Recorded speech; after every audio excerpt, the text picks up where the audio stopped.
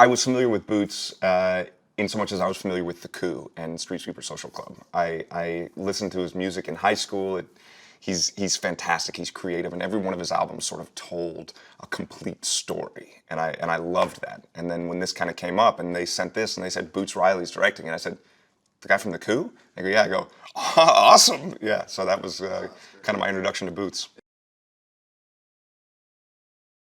It's such an off-the-wall, crazy, imaginative script in a way that can only come from someone like Boots, someone who is just a tsunami of creativity, but also it's unchecked creativity. You know, he hasn't been bouncing around in the film business long enough to be told, you can't do that in your movie. And, you know, well, you shouldn't do that because successful movies don't do that. He just did whatever he wanted and whatever he felt like. And you really felt unfettered creativity in the script. And that's what I really love. And I thought the script is amazing. And of course, the character of Steve Lift is completely insane. So it was a lot of fun to get to work with Boots and sort of like ramp that up even more.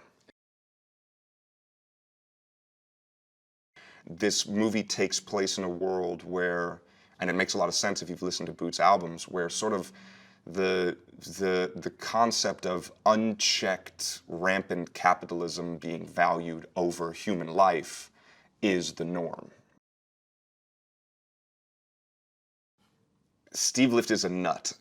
He is a crazy, beautiful nut, but he's also the product of, like I said, unchecked capitalism with no checks and balances. He is a man who has a vision for the world and for the betterment of society. And it's funny because his view of the betterment of society involves the complete breakdown of the value of humanity.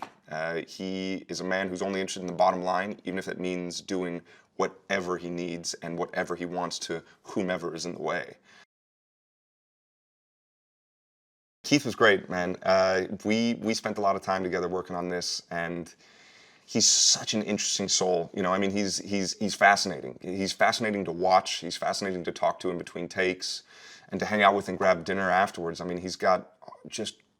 He is also, like Boots, just a plethora of creative energy and ideas and zaniness and fun. You know, I mean, he's terrific in the film, and he brings a sort of subtle power to his character, and it was a lot of fun to watch him kind of do his thing.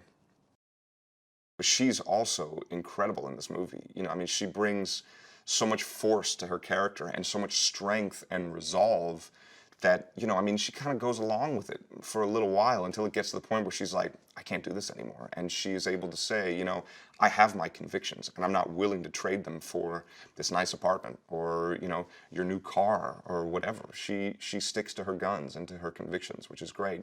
And you see why she was able to do that in her character, because she's such a strong person in and of herself, you know. As a person, he's so sweet and just nice and considerate, and also as an actor, he's fantastic, man. You know, I mean, he's been doing great work for a long time, and I think we're really lucky to have him in this film. It was a lot of fun to be there and a lot of fun to shoot there, especially if you're with Boots Riley, who is basically the mayor of Oakland. Walking around Oakland with Boots is probably the closest thing I can imagine to walking around Vatican City with the Pope.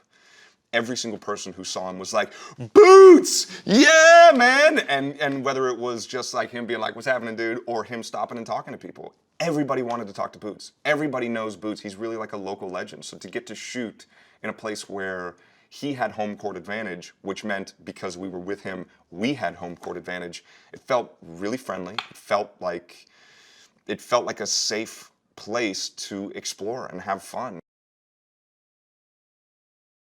I think the message of the movie is you can never place the value of the bottom line over the value of the human beings involved. Hey, Lisa here. Oh, no, sorry. Hey, Vale here. Vale.